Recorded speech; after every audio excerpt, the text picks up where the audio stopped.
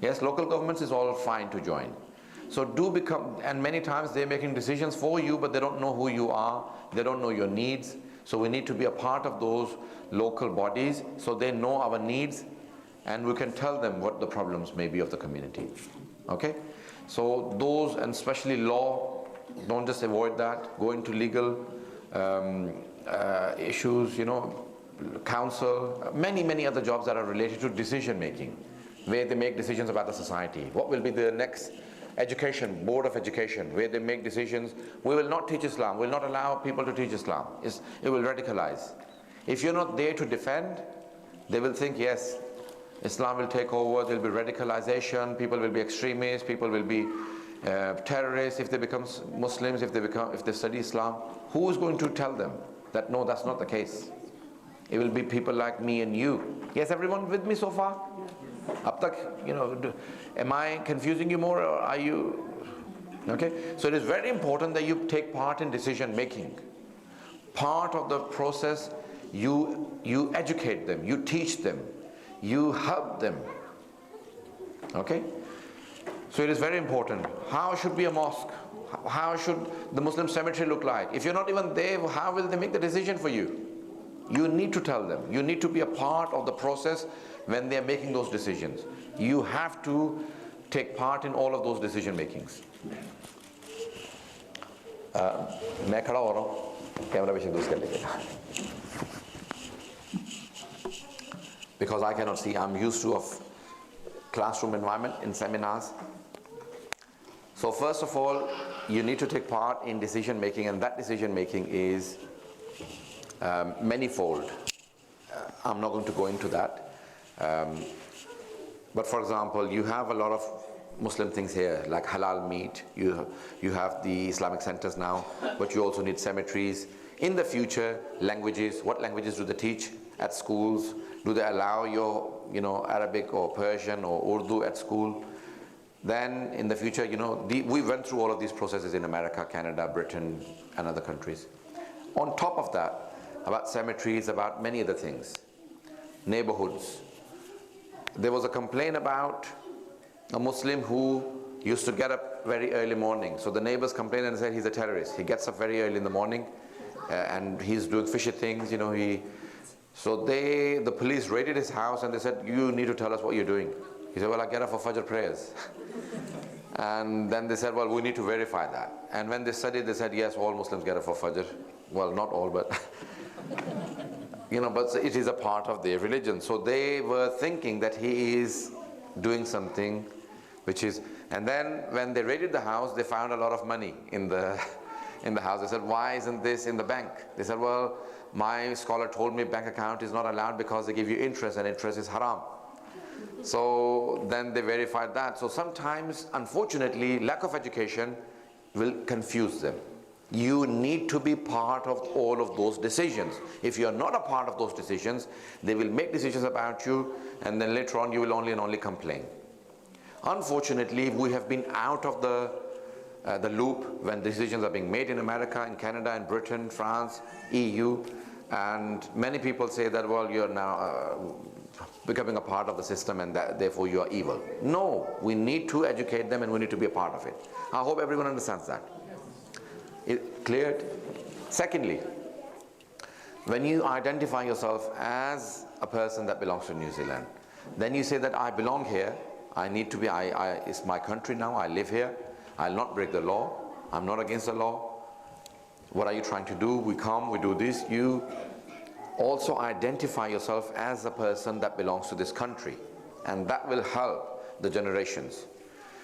That you are loyal, you're not a traitor to the country, you're not a person anti-government, okay?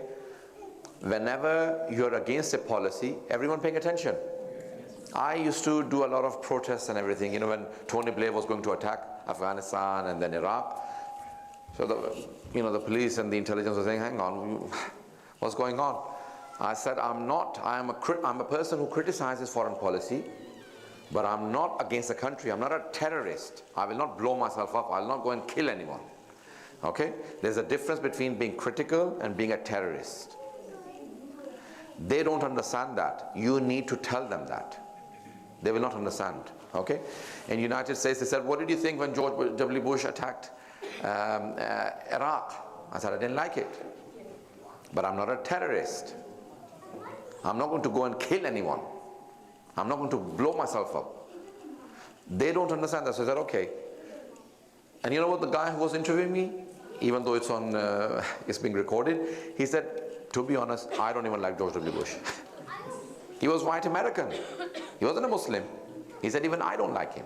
I said, you think because I'm critical of an American president, so I'm a terrorist? I live in Britain, I criticize a lot of the foreign policies.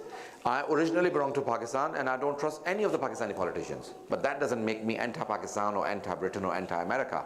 I am against a particular policy. I'm against attacking, I'm against wars. You need to clarify those things. Everyone with me so far? You're all understanding these things? So do become part of the decisions, and many a times you think it will not make a difference. It will make a difference. Just one voice makes a huge difference. One voice makes huge difference. Sometimes when you speak out, you think I'll be all alone. And suddenly 10 people get up and say, well, he's right, he makes sense. I was stopped by an officer in one of the airports in England. And the guy who was interviewing me, I said, can you bring me a complaints form? He said, why? I said, because I want to make an official complaint against you. He said, I'm only doing my job. I said, how would you feel, I said to him, if you came back to your own country and you were stopped 3 times in 1 year because they thought that you are a terrorist? He just turned red. He said, I'm sorry, I didn't know you were stopped twice before. I said, no, I was stopped twice before this year and I need to make an official complaint. He went in, came back and said, I'm sorry, I'm really sorry. I could lose my job if you complain. I said, I don't care. It needs to be rectified. You cannot just keep stopping every person who looks colored, has a beard, and looks like a Muslim. They are not going to be using Muslims with beards now. They're going to use someone else. They're quite intelligent terrorists. If they can blow up other places, they're not going to use Muslims now. They're going to use someone else. You know what he did? He said, if I invited you for a lecture where the policies are made, would you come and give a lecture? I didn't think it would make a difference. It made a huge difference. When now I enter, I see white people being stopped at the airports. So please never ever underestimate yourself. Never think it will not make a difference. You complain, it makes a difference. Okay? Be strong, be firm in yourself, but tell them, make sure that you say, I'm not against the country. I love this country. I belong here. This is my country. But I'm against this policy. Okay? But you need to be legally strong, you need to be educated, you need to know how to do it. Okay? Now I don't want to go too much into this. So decision making is very important. So you belong to those countries. One of the problems that we have in identity crisis is people who are now saying, I'm a Muslim, but am I a Muslim? What does it mean when Islam is under attack?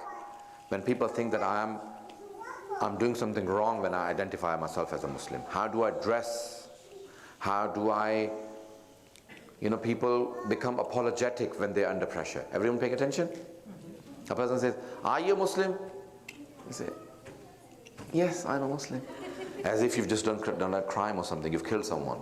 Don't be apologetic, no. Yes, I'm a Muslim. Be confident in yourself. Identity crisis means that you are apologetic. Many Muslim countries, if you ask a Shia, are you Shia? He doesn't know what to say because he's not confident enough. Sometimes it can be problematic. That confusion, the question mark on your face or 100 question marks on your face, you think no one can read them? Everyone can read them. Yes?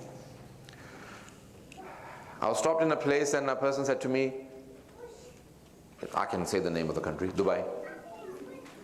He said, are you Shia or are you Sunni? I said, I'm a Shia. He said, were you Shia from before or have you become a Shia? I said, I was Shia from before. He said, is your wife Shia or Sunni? I said, Shia. Was she Shia from before? I said, what are you trying to get to? He said, are you here to convert people? I said, no, I'm not here to convert people, but I am a Shia. Be proud, be confident. When you become underconfident, people think there is something to hide. There is something to be ashamed. You may be ashamed, you may be hiding something because you're not learned enough in your religion. So be learned enough in your religion so your children, please teach them enough about religion so they're not underconfident and they're not apologetic and not under pressure to say, I'm a Shia. Okay? In taqiyya, yes, you can hide it if it is a danger to your life. Okay? If there is a danger to your life, like in Syria, like in Iraq or Afghanistan or some place, then it is fine. But generally, it is important that you identify yourself as, very proudly that you belong to this school of thought of Ahlulbayt alayhimus salam. I remember the immigration officer in Gatwick, I think Gatwick Airport in Britain.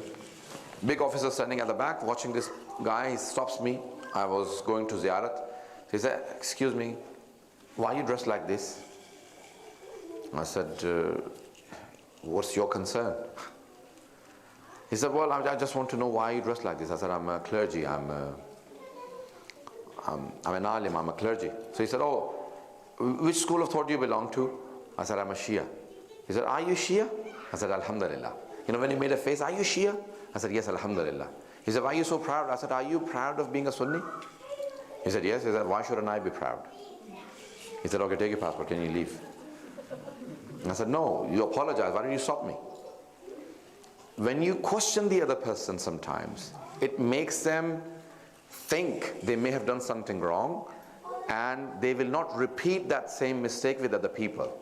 So you tell them, "No, please, don't treat me as a criminal. I'm not a criminal. I'm not a terrorist." Repeat those words. Remember those in your mind. I'm not a criminal. I'm not a terrorist. I don't kill people. I will not blow myself up. So all of those things are very important. So your religion is not something that you should be ashamed of. I promise you, if you think that we should hide our faith, the next generation will be completely lost. They will not be Muslims. After 9/11, many people started saying, we need to shave our beards, no hijabs, don't identify yourself as a Muslim. I said, the next generation will be completely kafir. Don't do that. It has happened many times. People in Saudi Arabia, Sayyids even, went into taqiyya when the Wahhabis were killing the Shias, persecuting them. They said, don't tell the children we are Shias. They may go and tell someone outside. You know what happened? You have so many Shias that remain Sunni. That Sayyids even remain Sunni now. Okay? So those identical crises people have gone through, but we don't learn lessons from history. Similar things happened in Iran. All the Sunnis went into taqiyya, hiding their face when the king said, okay, we are now Shia, I've converted.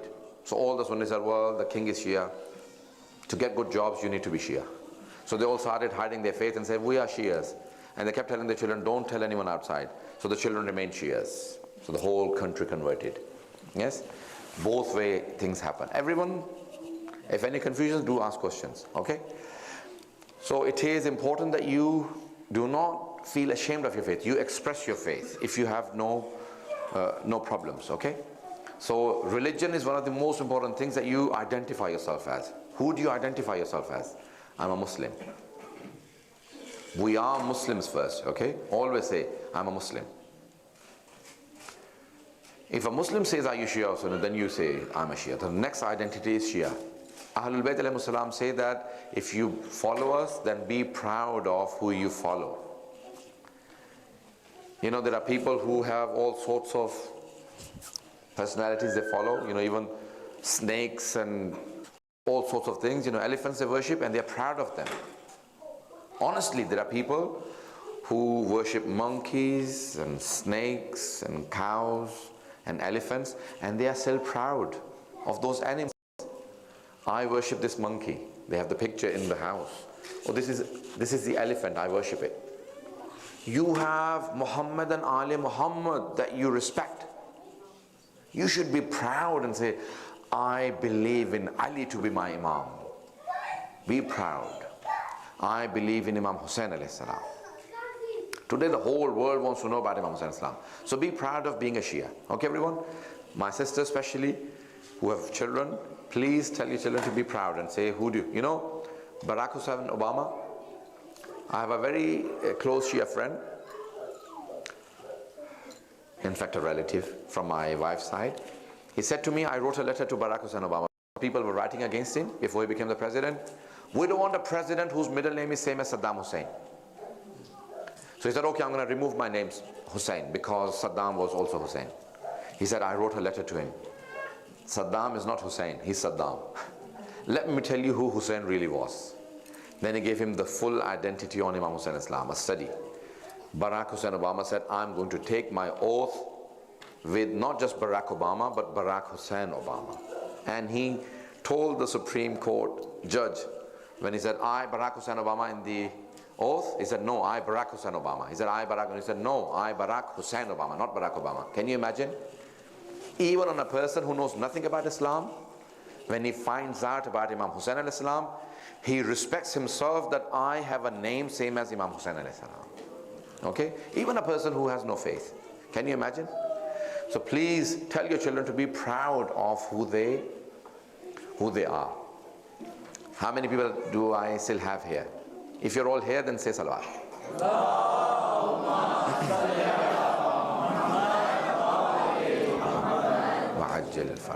Okay, so identity, three folds. First, your nationality. More important, your religion. Third, your school of thought. Many other things in your identity. Many people also say, am I religious or not? I'm not religious. I'm not extremist. Okay, being religious is not something that you should be ashamed of at times. Okay? Well, never, to be honest, but many times, people think that, okay, being extremist is wrong. Islam is a religion of moderation. So you should be moderate. You should not be extremist. Something that all Shias should have is education. All Shias should be educated. Whenever people talk about Shias, they say, oh, the ones that are educated, in Saudi Arabia, whenever they talk about Shias, they say, oh, all Shias are learned. They're all either petroleum engineering, all of their main jobs are held by Shias because they're all educated. Always have good identity. Never ever say, oh, the Shias that have no education, that have no good upbringing, no good akhlaq, no good manners, can't be trusted. No. Have best ethics, have best education, so the people respect you. They say, oh, the last time I gave a business to a Shia, he did a good job. Are you Shia? I'm going to give the contract to you. Okay? So be good for your community. Be good for each other. They don't need a reference. Your actions speak louder than words. So in identity is very important. Your children sometimes get confused when they see inconsistency. So learn that word. It is from logic. Consistency. You need to be consistent. Not that every year, every 2 years, you change yourself. I'm not sure what I am. If you're not sure who you are, then your children will also go through identity crisis. So you need to be sure who you are. Okay, everyone? I hope that makes sense. Consistency is very important in life. Consistency is the key. They say logic is all about consistency. Yes? Mathematical rules are all about consistency. No mathematical rule changes. Today it was 2 plus 2 was 4. Tomorrow it will be 2 plus 2 will be 5. Does that ever happen? Only with frauds, not in real life. Okay? So consistency is the key. In identity, you should always identify yourself as whatever you identify yourself. That should be consistent. In identity, the other thing which is very important, other than consistency, is self-respect. Yes, self-respect. Whoever you are, if you don't like something, then don't use it, don't say it. Identify yourself as something else. I don't want to mention some of the things that people can be ashamed of. Sometimes people are brought up in such a way that they are taught such a color is wrong. Unfortunately, many of the Africans that were brought up in North America or in Europe, they were brought up as slaves, and they were continuously told that you are slaves, you're not good for anything. So they were brought up with the belief that they are not good for anything. Okay? Did everyone get that? They lost that self-respect. They were told, oh, you're only slaves, otherwise you're criminals. So all people started acting as criminals because they were continuously told you're criminals. Do you all see that? Always tell your children and your brothers and sisters positive things. It happens all the time. If I had the board, I will write something. Analogy. Have you heard of a word analogy in logic? Analogy? Sisters, brothers, tamthil. In fiqh it's called qiyas. When you see similarity between two things, and you know the rule of one, you apply to the other. Pay attention. I see two powders, white powders in front of me. Yes? One is white sugar, the other one is cocaine, let's say. I know white sugar is halal, cocaine, I don't know. But I see similarity, they're both white powders. So I apply the rule of white sugar to cocaine. I said, oh, this is halal as well. But it's not. Do you all see? That's called analogy. Yes? Tamthil, qiyas in fiqh. You see similarity and you quickly apply the rule of one to the other. Oh, the last time a person robbed me, he was black. This person that is coming, he's also black. He's going to rob me. You all see that? We all do that all the time. It is not allowed. Okay? Did you all follow that? We do it all the time in the life. God forbid. But this is not allowed. Okay? You don't apply the rule of one to all the others. I've only given an example of Afro-Americans or Afro-Caribbeans or the Africans that were brought up in Europe.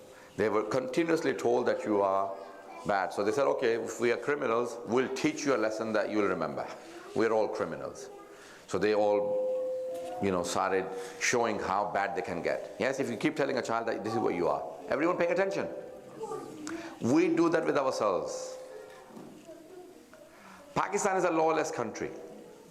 Pakistan is this, we all bash our countries.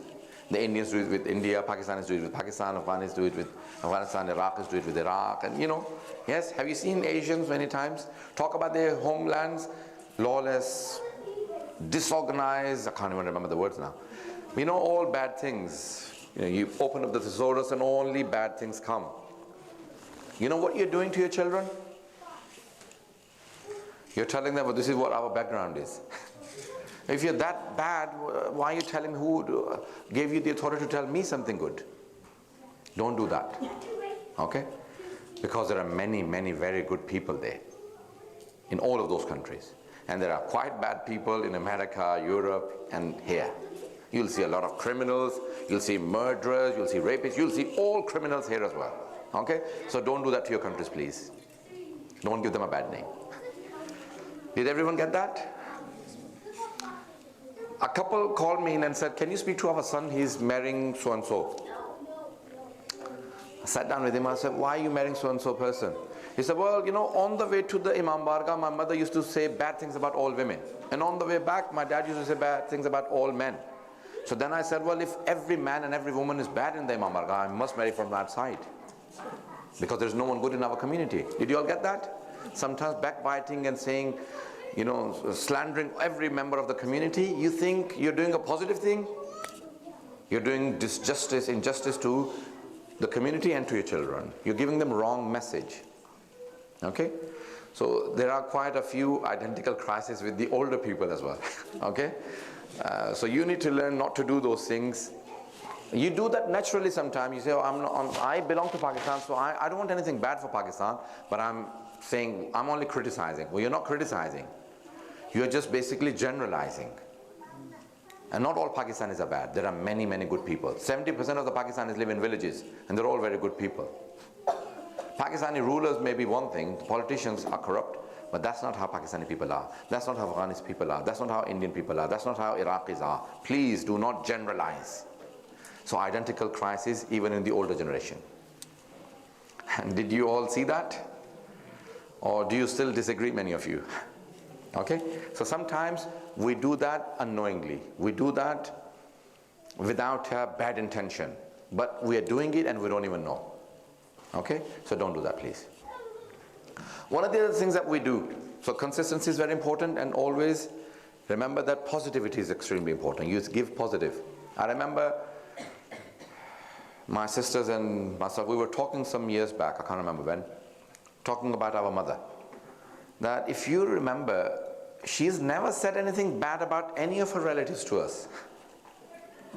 We never knew anything bad about her relatives. About her, brothers and sisters we saw, our, uncles and aunts, but her uncles and aunts, her grandparents. Because she only told us good things about them. It was only when we grew up and we met some of our other relatives, they said, oh no, so-and-so person, they had such a bad temper. They used to tell everyone off. And then we said, hang on, our mother never told us that. That gave me so much respect. And not only just myself, but my sisters and me, we started respecting our mother so much more that she never ever told us anything wrong or the wrong side of her relatives to us. So long, recently I was going through a theory within my own mind. Everyone paying attention? Should I teach my children about certain things? This is what the society is like. I have daughters, so should I tell them or should I let them learn? So then I had a meeting with two psychologists, and they're very close to me. They're very experienced family friends, and I discussed my theory with them. And they said, keep your children innocent for as long as you can. Keep your children innocent. Don't tell them about evil things and negative things and wrong things yourself. You're telling them wrong things and evil things and negative things. Keep them positive so they at least give positive vibrance to everyone. They don't give negative to others. Yes? A beautiful saying of Imam Ali alayhi salam. Everyone pay attention to this saying. Imam Ali alayhi salam says, if you betray a person, if you trick a person, if you trick a person and you say, I won. Yes, I tricked a person. I betrayed, I don't know. I fooled him. Okay. Yes, I fooled a person. Imam Ali said, never be proud of yourself when you fool a person. Just think, how much did that person trust you to be fooled? They trusted you so much, they said, this guy wouldn't harm me. You should be ashamed that this person trusted you and you fooled them. You make a fool out of them. Did you all get that? Yes? Keep your children innocent for as long as they can remain innocent. Give them the positivity in life. There is a lot of evil going on in the world, yes, but we still need to, we need to train them. I remember a person, he said, well, I'm thinking of training my children, giving them only one meal a day or something, so they, in the future, if we ever have, the problems in Africa, so they're trained for hunger. I said, look, you don't need to teach that. Once the problem comes, they will learn. This is human nature. Allah has created us such. When you go through problems, you learn, you pick up. Did you all get that? So when you say, let me teach them evil, there are many bad people, so I'll tell all of my children there are frauds. Well, you're teaching them fraud now. Don't teach them bad things. They will learn. Human beings are very adapting. Yes, it's hurtful when the first time you face a problem, or the first time you see evil, or the first time you see someone wrong. It hurts more. But let them be innocent for as long as they can. We are very adaptive. We see problems, we learn. We say, yes, there is a problem. Did you all follow that? So in identity, keep them positive. You are good people. Even if your child is a naughty child, don't say to them that you're too naughty, you're going to become a terrorist, or you're going to become, you don't say, dashat kar do tum, or, like many people are very harsh when, when the child keeps messing about and gets, reports every day, or your child has now beaten up another child. Maulana, my son is beating everyone up at school. I'm not sure what he's going to become. Remember one thing. I said that yesterday. Yesterday. Ibn Sina was asked, what is one medicine that you give to every ill person? He said, love. He said, what if it doesn't work? He said, just increase the dose. Give them more love. Don't keep telling them, I don't know how to treat you. I don't know how to, take you to the next stage. So be positive with your children. One of the things in your identity, Aim alayhi salam say that our Shias are very good communicators. They communicate quite well. One of the signs of Shias. Now, Shias were known for being good speakers and learned. And now, unfortunately, we have very few speakers and people who don't. So, teach your children from very early age to communicate, to be able to present at school, at college, at uni. They should be good presenters, okay? They can actually present things. Every father and mother must express how much they care and love their child. That I will not go too much into but now. But it is important that the children understand and know how much the parents care about them, how much they love them. So keep telling them that, look, when I'm telling you off, I care about you, I love you, that's why I'm telling you off. So the child shouldn't feel that we don't have that. And because they sometimes compare with New Zealand parents and say, well, so-and-so's parents, were playing football or something. They compare you all the time. And sometimes they compare you negatively, sometimes positively. So you don't let them become distant from you. There are 3 gaps between parents and children. Can anyone quickly count? Number 1 in this country for the Muslim parents. Generation gap, first of all. You can't fill that gap, okay? You belong to one time, the children belong to another time. We hadn't even seen a computer. I'm only 40. And computers came in, they were there, but they were not common. Yes, you remember from the 90s? Late 90s came the mobile phones. Then, I don't know, iPads and so many other things. My 2-year-old could use the iPad, but she wasn't even 2, to be honest. And the first day when I saw her use the iPad, I said, is she just, just flipping, or is she really using it? So I just sat down at the back, watching her. Is she really using it? And then I realized she was actually really using it. And she knew what to do, she knew which page to go, where her, like she clicked, and everything was working properly. She knew what she was doing. She has all of my genes, all of the intelligence, and 1 generation ahead. So it is so much difficult to fast forward quickly and get to their level, They have 1 generation ahead, and the children say, well, hang on, why are the parents not understanding? Let me tell you 2 stories very quickly. Do I have everyone? How many have I lost? Can you just show off hands? How many have I lost? Okay. Okay. Now it is good to ask. If I lose people, then it is good that I say, tell me.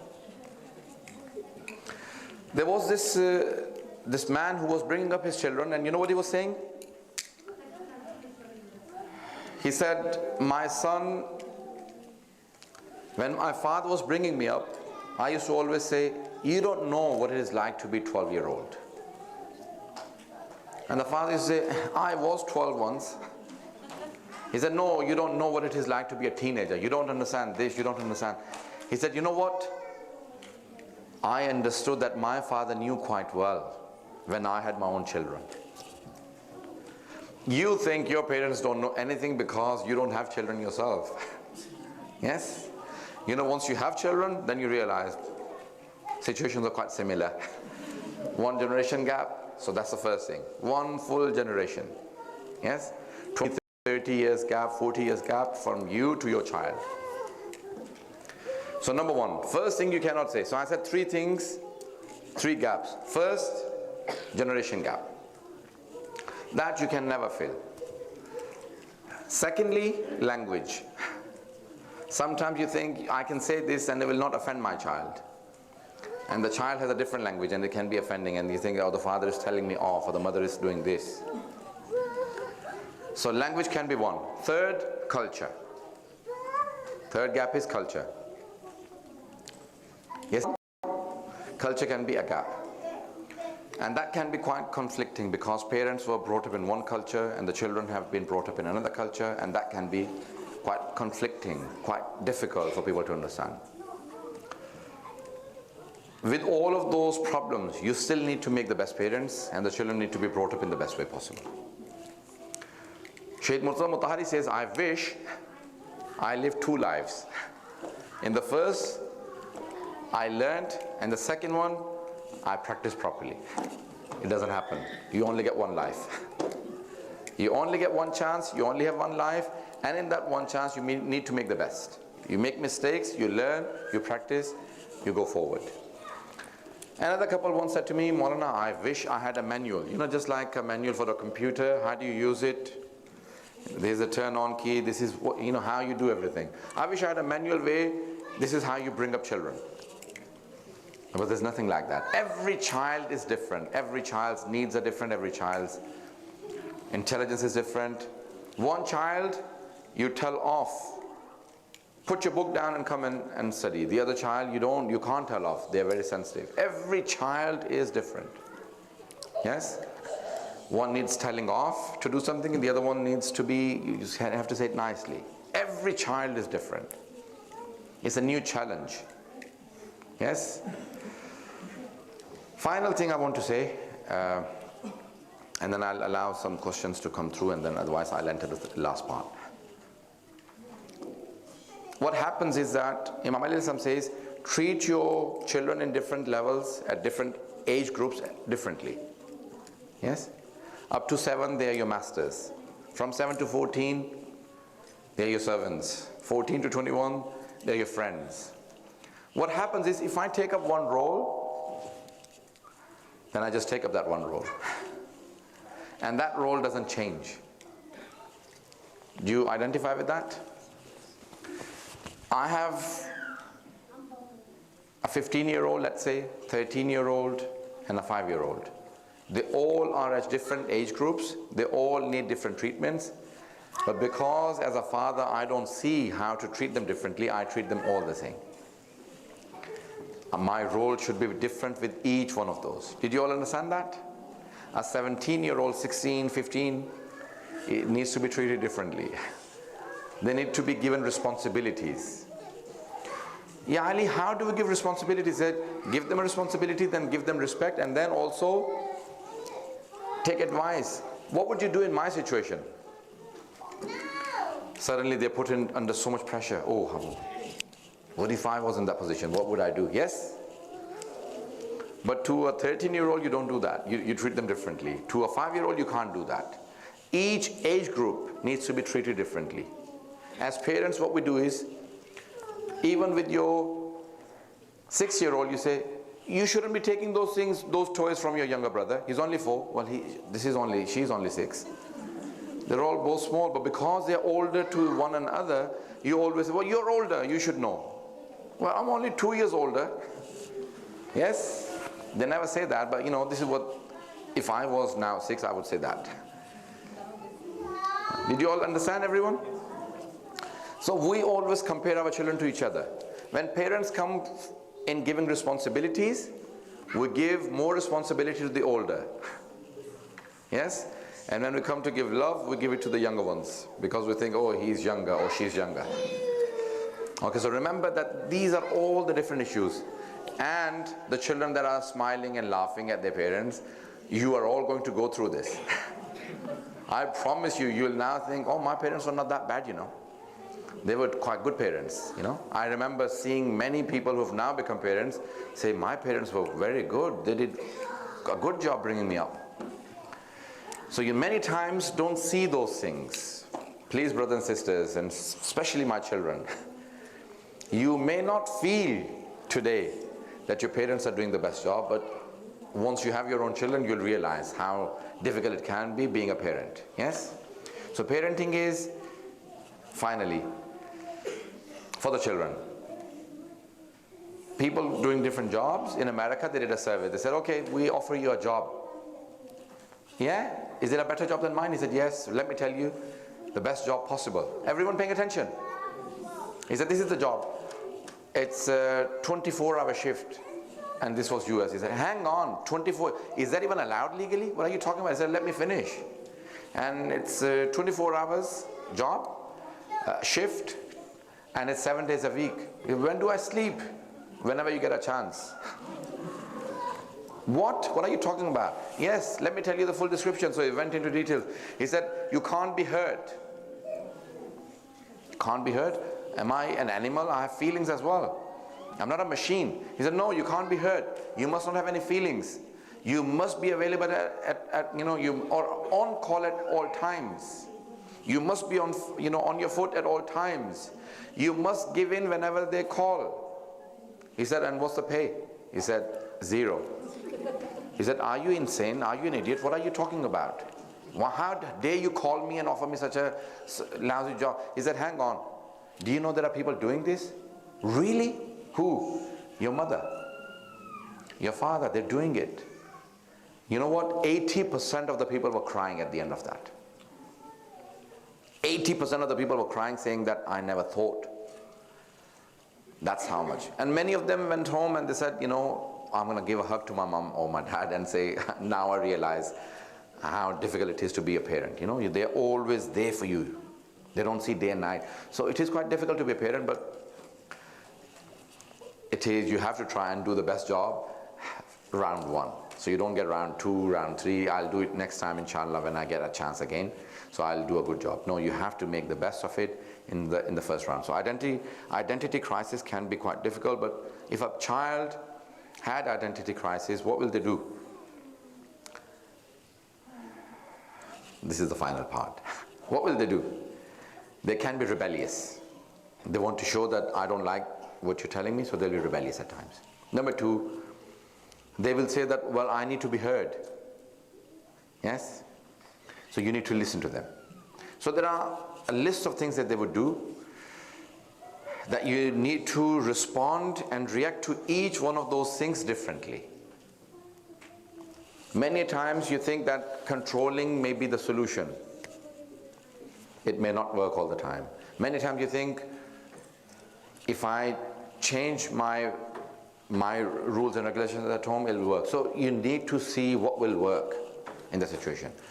As the time is short, I couldn't go into that. In the last 5 minutes, if there are any questions, I'll quickly answer. Otherwise, I'll just complete what reactions. I'm not sure if I should go into reactions, all the reactions. Should I? Really? You really want to hear the mothers and fathers? Okay. So first thing can be, rebellious behavior. You tell them to do something, they say, I'm not going to do this. The more you impose, al-insanu harisun ala ma munia. Everyone listening then? Imam Ali says, al-insanu harisun ala ma munia. The more you tell someone to do something, the more they will resist. And the people said, Mawla, why? He said, because of the Adam. Allah said, don't go near this plant. He kept going there. Why shouldn't I go? If I tell you, don't think about this seminar tonight, you won't be able to sleep. Why did he say that? Why should I not think about it? Yes? You'll keep thinking about the seminar. You'll keep thinking, why did he say that? You know, the more you'll try and take it out of your mind, the more it'll keep coming back. That's how we are. That's how human nature is. Yes? Everyone? Probably I'm like that and none of you are. Because you're not responding, yes or no?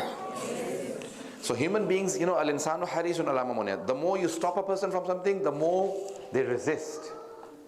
So sometimes reverse psychology works better. Reverse psychology works better. Okay? I'm not going to go into that. Study it online. Okay? So don't keep imposing sometimes, because children become rebellious. So if the more you order, the more they resist. So rebellious behavior. Secondly, generally people see rebellious behavior, if the parents are religious, they'll say, okay, if I want to show them, they will probably do something else. So don't persist too much. Sometimes reverse psychology is better. So go and study how it works.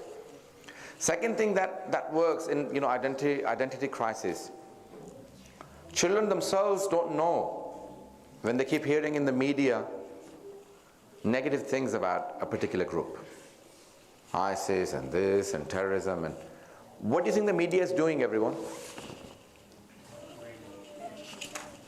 Brainwashing. Who said that? Very good. Okay, everyone pay attention.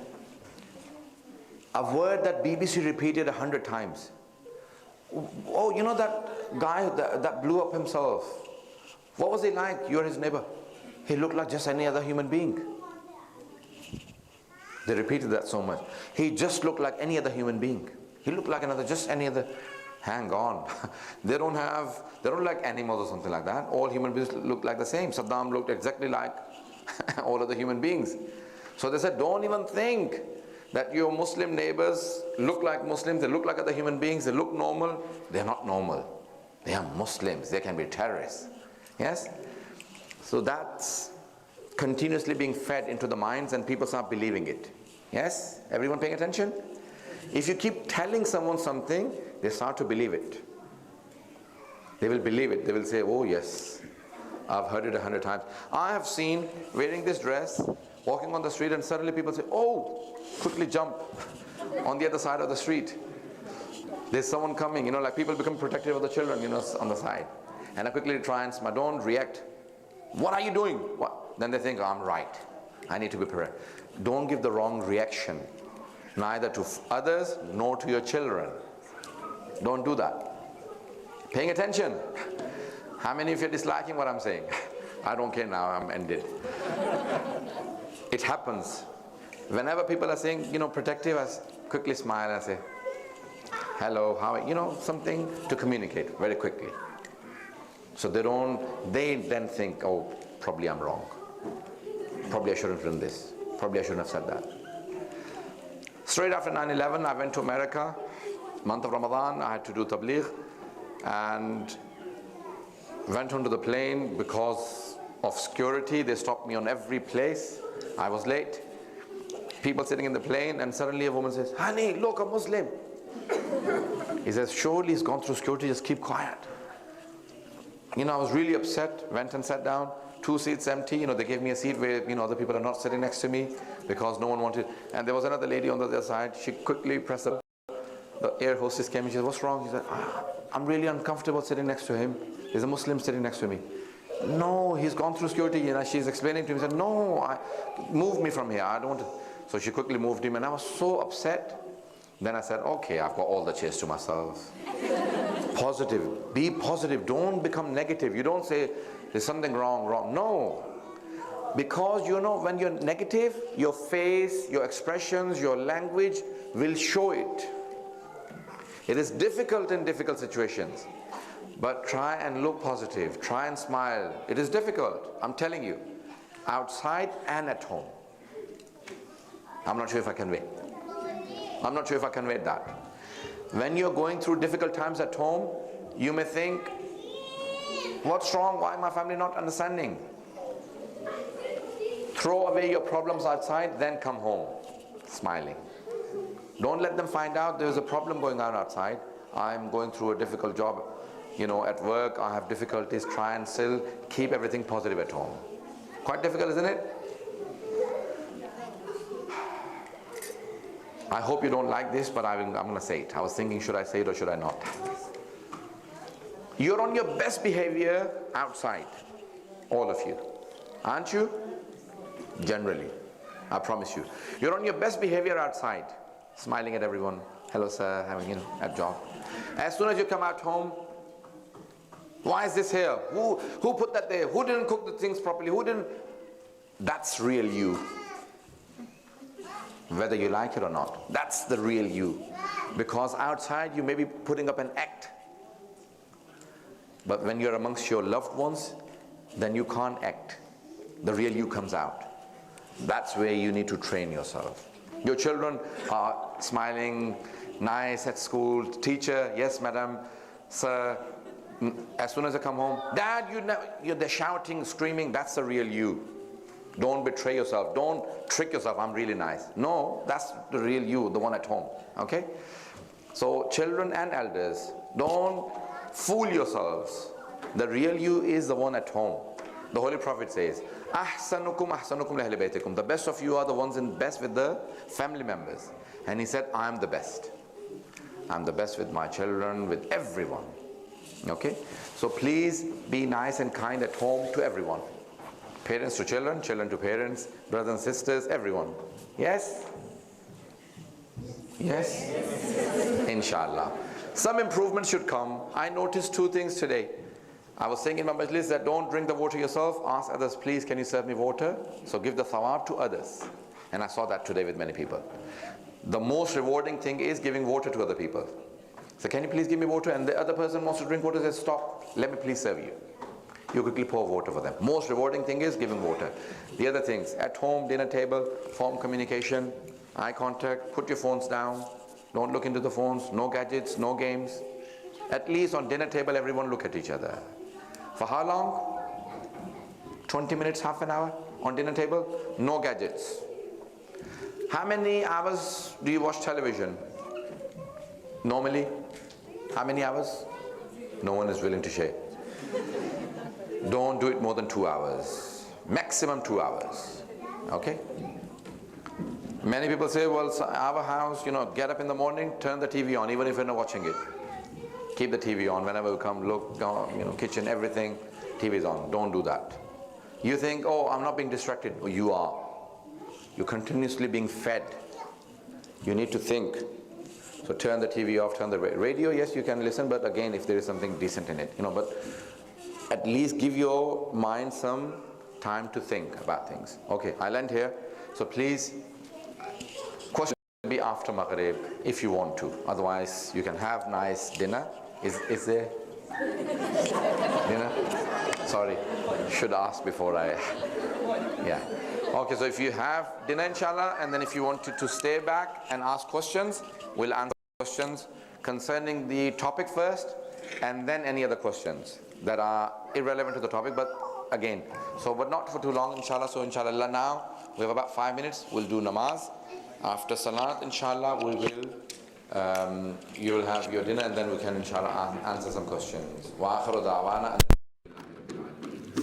Allahumma salli ala Muhammad.